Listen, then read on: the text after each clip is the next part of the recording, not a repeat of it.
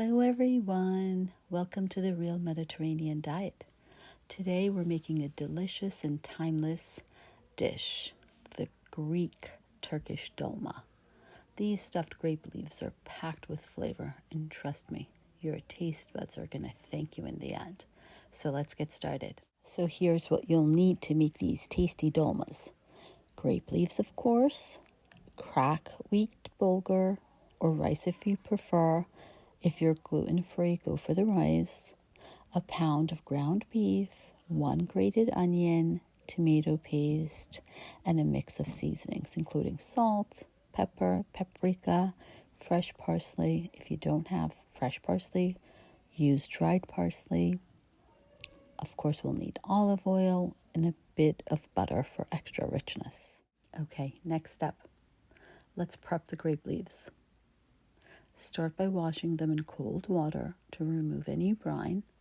Squeeze out the excess moisture. Lay them in a deep dish. Next, I like to pour boiling water over the leaves and soak them for 5 to 10 minutes. I drain and squeeze them again. This makes them soft and tender and ready for rolling. Okay, now that our grape leaves are ready, we get a large dinner plate. We lay the grape leaf flat on the plate. Cut it in half if you want small bite-sized pieces. Take a small spoonful of the meat filling and place it in the center of each leaf. Fold in the sides and roll them tightly, like a little burrito. After all the grape leaves are organized in the pot, cover the dolma with water and add a couple of dollops of butter on top for that extra creamy richness we love.